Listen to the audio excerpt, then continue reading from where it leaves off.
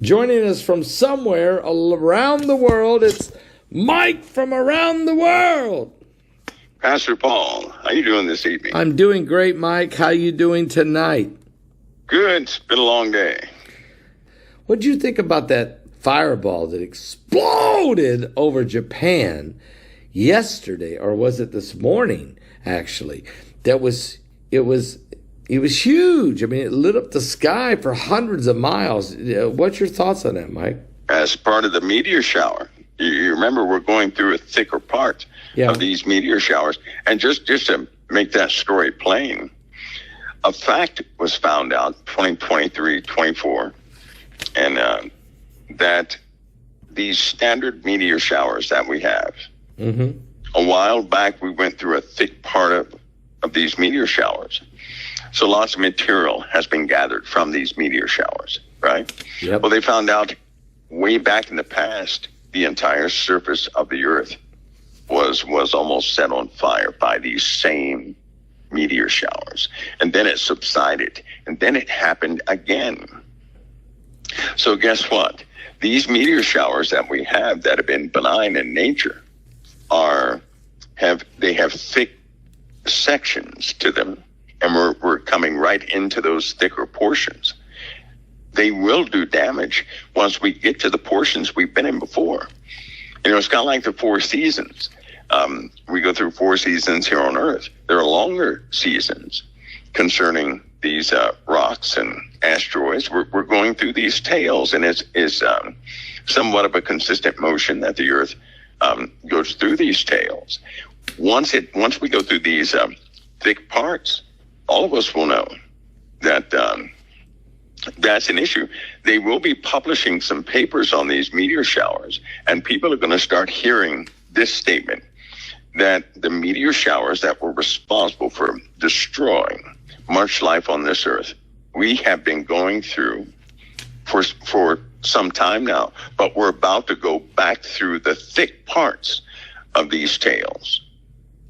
We've been going through them, Pastor Paul. We're about to go through the thick parts of these tails. You're saying that these meteor showers, we're getting ready to go through the thicker part of the tails, which are basically leftover comets that went by a long time ago, and now we're getting ready to go through the heavy rocks. Is that what you're saying? Yes, and they're part of these, the Pulsar meteor shower and all these meteor showers. We already know what they are, right? Yeah. Well, what they didn't publicize or they didn't emphasize is there's a different thickness to the parts of these tails. And if we're going back through the thick parts again, is cyclical in nature. It's going to happen for some time. Even after this, it's still going to take place. So you're saying that basically that's going to cause damage. That fireball over Japan was just one of many that we're going to deal with, right? Yeah, we're going through a much denser area. So when we,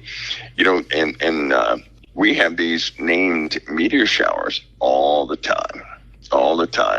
And now we're going through thick parts, a few of them. It kind of startled some of the researchers that they found the materials from these meteor showers, right? Because they know the materials. They know what they have left behind. They know the effects of whatever the composition of those rocks are. They know what they are.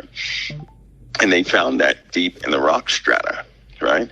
So one of them was, they're kind of thinking that they're going to revise some of the destructive narratives that they have right now concerning Earth's history. They think that these meteor showers were involved. They can't explain it any other way. Now, it is based on their findings, but they're going to also prove that by optics, right? They're going to start looking at these things. And once we find out, I think that will cause people's hearts to fail them for fear a little bit. Yeah. Because it's already destroyed civilizations. And we're coming around again, just like the four seasons. We're coming right back into this area of time, a very destructive time. Right? Okay.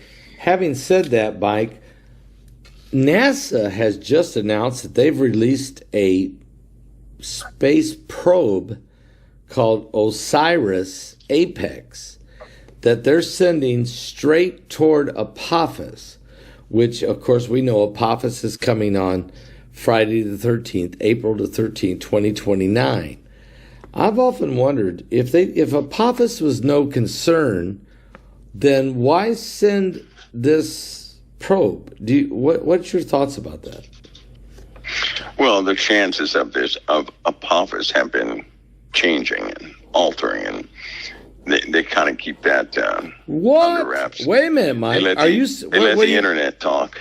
Wait a minute. Are you saying that we haven't been getting the whole story? I mean, I remember when Apophis was first discovered in 2004.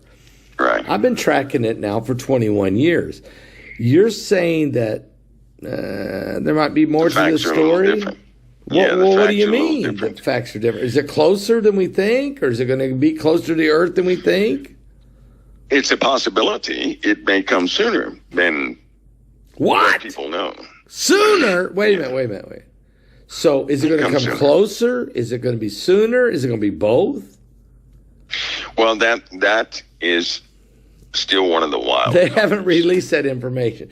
No, but the timing of it is definitely changed. That's huge. This is breaking news. Mike, time out. That's breaking news. Nowhere has anyone ever said that Apophis may be coming sooner than April 13th, 2029. So are you breaking news here? Well, I'm sure they don't want to gaslight the situation, right? But the timing is not right. Okay. Let me ask you this question. So we'll go with the fact that you're telling us tonight that the timing's not right. What about the closeness of the Earth? Is that right? Or is that different? I don't think that's right either. Oh, my Lord. It has changed the proximity of Apophis to Earth, right? It's all been about the keyhole at first. Yeah, I remember you talking about that. They calculated the orbit and the keyhole, but that's been revised 6 times. 6 times. Okay, I appreciate you being honest with us tonight and telling us that it's been revised 6 times, because I'm going to tell you, Mike, it's the first time I've heard this. I'm going to be honest with you. And I've been studying this thing for 21 years. Now, I can only go by what media releases to me. I don't have access to what you have access to. But you're saying is they've been making adjustments to this thing all along, and it's 6 times adjusted. And because I knew when I saw that today that they were releasing, NASA had sent out a new thing called a new probe called Osiris Apex. I said, whoa, there's something up. They would not spend billions, probably $5 billion. And I don't know if that's the right number. Right. But would you say it's pretty close? Yeah, if they're being honest, I doubt that's the right number either. Okay, I'll guess it. $1 billion. You wouldn't send a $500 million probe to check on an asteroid that you already know is going to miss us, unless you're saying. I'm not saying, Mike, that it's going to miss us, that it's going to hit us, but you're saying they've made 6. So it's not going to be so in other words, is it coming sooner or later than April? Well, they made some adjustments so that it's going to be a different. Obviously, it's going to be a different time period, not too far off, maybe. But then again, I heard at one point it was 2 years off. At another point, I heard it could come 6 years before. What did they say? Not 6 or 4 years before its projected date. Whoa, this is 2025. It's coming in 4 years. So we're also in a very different part of existence, right? Of space, and anything could be out there to I got you. cause that object to do some pretty weird things, right?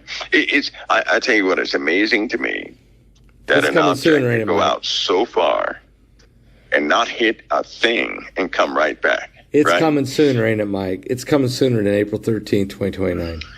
I think we're going to have, to be honest with you, I don't think anybody's going to be thinking about Apophis You keep bringing that up. So in other words, and you've been consistent. You've been absolutely consistent, saying, Paul, don't worry about Apophis. It's what's coming before Apophis. So let's talk. We're gonna have to deal with some. Earth, the planet Earth, is going to be a big, major issue for all of us. I mean, Pastor, look at this situation right now. Every single year, we have had consistent rises in the rainfall rates, right? Yeah, you're right. These storms are devastating landscapes. We now have, it looks like continental drift.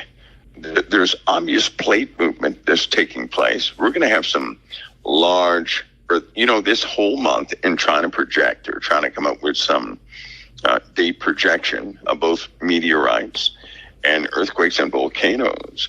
I had no other choice but to make a time gap. The funny thing is, I had atmospheric penetration for yesterday, and that object, everybody saw the object yesterday. It was from the 17th to the 20th. Well, but then a large earthquake, we have a time gap for that too. What object did we see yesterday? Not yesterday, but the object that came through the atmosphere, the bright one in that. Japan. Yeah, okay. that big bright one. Yep. But there's so many things, there's so many instabilities, and that episode that happened in Russia really changed parts of the earth. That's true. In a big way. It's going to really mess some of the timing up for quite a few things. And we know there's continental drift taking place. That means we're going to have more 8.8 earthquakes, right? Oh my I think God. I issued in August 11th, from August 11th to August 24th, a warning of 8 point plus earthquakes. Yes. That will be taking place, right? Yes, you did. From the 11th to the 24th. Yes. So, because the plates they're not going to stop. They've begun, in this weird type motion, and things are happening. But it's almost like it's not emphasized. We're also going to see continents, right, that will change their altitude. In other words, somebody may be above sea level today, but they may not be above sea level 2 months from now, right? Okay. For example, there was a time when Antarctica the landmass was totally visible, right? Yes. There are maps. They go back a long time ago. Why did they show the landmass as it really looks underneath the ice? That's true. LIDAR confirms it. Everything else. There's too many things happening right now, and so the geo situation in the Earth, that's something that nobody can reckon.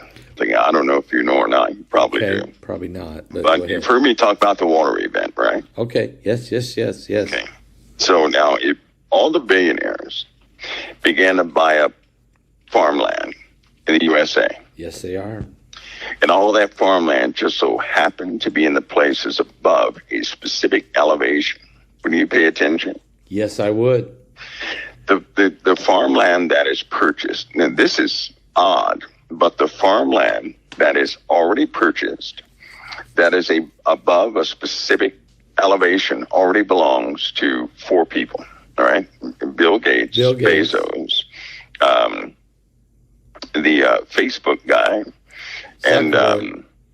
and Zuckerberg, and actually there are 2 more after that. So the point is, these guys have bought up all the farmland that will survive the water event. Okay, so Jeff Bezos, Mark Zuckerberg, Bill Gates, and 2 other people. Is Elon Musk in that or no? Well, he has some places in near Texas. Okay. Right, as it gets towards the Appalachians. So 2 other guys. I don't know, Warren Buffett. I don't know who else would. No, not him. No, not him. No, he didn't jump on. I guess he got the memo late or something. Peter Thiel. I don't know. Sam Altman. I mean, there's not that many guys that have that kind of cash. No, there's not. But anyway, Bill Gates has the majority of it. Bill Gates has the most. Bezos and Zuckerberg. So those three, and then you got about three other guys. And you're saying they bought up a majority of the farmland. All the farmland. All of it. not that's the problem. Not the majority. All of it. That will be above a certain altitude. So they've got access to the maps. And it lines up. They've had access to the data, access to the maps. They've had access, and they know what's coming when the rest of the public doesn't know, and they're buying this up. They don't care how much they spend for it. They'll give you 2 times the value if you have to get what they got to get. So what is their deal? Is that so they can control the food for the population? I really do believe if we have a disaster like that, it's coming. We're going to have it. There's not going to be a government with governmental personnel. There's not going to be that. There's not going to be free elections. There's not going to be that.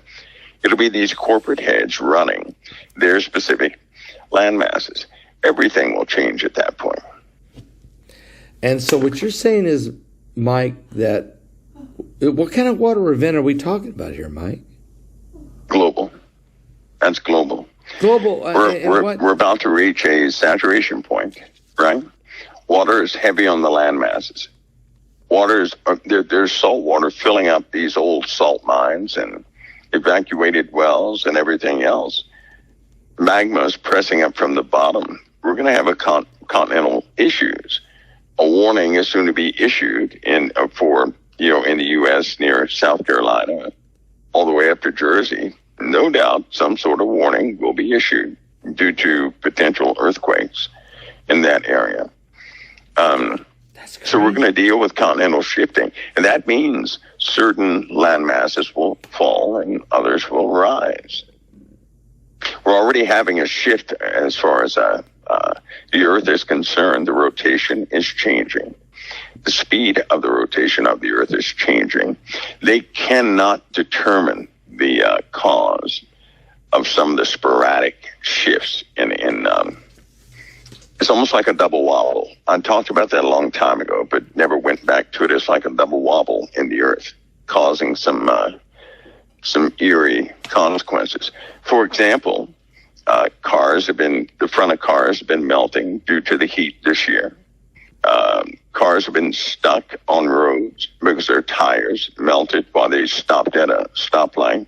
People are being badly burned, getting on their bikes, and it was 82 degrees somewhere, but any type of seats or anything that was exposed to the sun started to get real soft. The sun's light is different. Is very different, right? Very different. Yeah, I believe that. The trees were turning early. There were trees that were turning, 2.5 months ago.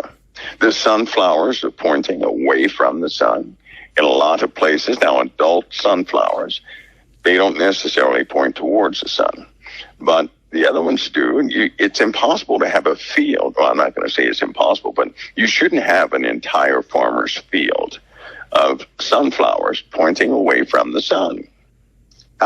What is that? And the animals also. Animal behavior, when you start pulling stats on some of the scientists who track animal behavior, most of the animals have been avoiding the sun. Most of the animals avoid the sun. And all these things are odd. But then we have, here's how it makes sense. The rainfall that we're having is a consequence of a heated upper atmosphere, right? Yeah. With relative humidity, when you have warm air, it can hold a lot more water, right? And when you cool that air off, that water has to be discharged somewhere, right? I use an example of an AC in the sweating pipes. When you have higher temperatures and you have cold air going through those pipes, you're going to have a lot of sweating. Okay. The atmosphere has gone up 25% in what it can actually hold. And there were maybe around 19 cases with insurance companies where roofs have been totally obliterated by rainfall. When was the last time you heard that one? I have never heard that. I've never. What? Is that global? So, and we're not talking about microbursts. We're not talking about rain spouts. We're talking about normal thunderstorms where water is just that intense. Some of the flood numbers coming back 5 inches in less than 20 minutes. That's unheard of, right? That's unheard of. Yeah. The hail has become a problem, and not hail all over the place in a storm. But the thing about hail in just one neighborhood, that's up to 1.5 feet or something like that. Well, next year, yeah. If this trend continues next year, how in the world is a house going to be left standing? How is that going to happen? There are going to be floods everywhere. It's coming. Well, it's coming everywhere. We got reports tonight, Mike, that Pakistan, 739 people are dead. Thousands are missing. It was an incredible rainstorm that hit in Pakistan. We're hearing that. I mean, Mike, these things are happening. They're not. It's like what you said was going to happen. Massive, rain explosions that just wipe out large segments of the world, different locations around the world. And, of course, the media is not covering this, Mike. The media is not reporting this. I mean, I'm telling you, they're not reporting this. You got to dig for it. Yeah, no, they're not going to. Because the average person they have experienced the heavy rains. They're just not putting it together. And it's a global issue, it's a global situation. And next year, here's my biggest issue. Well, not next year, but this winter. Okay. The numbers, the heat, the atmosphere is still heating up. So it's going to hold a greater percentage of water than it does right now. So wherever it flooded this year, right, you just double the landmass and we'll see that flooding next year. And you do it again the year after. Because the year before this, we have flooded twice as much as we did last year. So next year, we're going to flood twice as much as we have this year. That's crazy. And it's going to keep going until the earth, in the Bible it says God will not destroy the earth by water again. He's not going to do that. But we're going to have certain places people will not be able to live. Period. They're just not going to be able to live. That shift, the earth is going through a shift. Inertia is going to pull the water up to a certain level all throughout the USA. So they're going to be large parts of the USA nobody can live in. Right? It's not going to happen in one day. No. But it will happen pretty quick, really fast. There's been several planes falling out, or not falling completely out of the sky. Small planes are crashing. But there was a Delta flight just recently in Orlando. It was on its way from Orlando to Austin, which part of the wing flap just broke off, I guess. I don't know what happened. We're finding out this is happening more and more. There was a flight that just recently fell 27,000 feet, and they stopped at the last second. I can't remember where that was at. That was earlier this week. So are we going to continue to see this, and what's causing this with the aircraft? That's happening with a lot of things that go up in the air.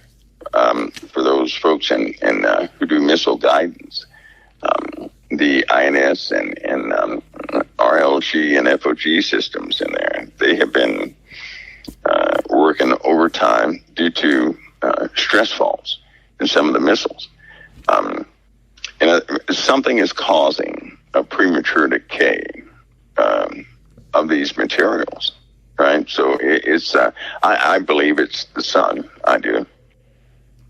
I believe it's the sun, the differentials in the heat, the type of light.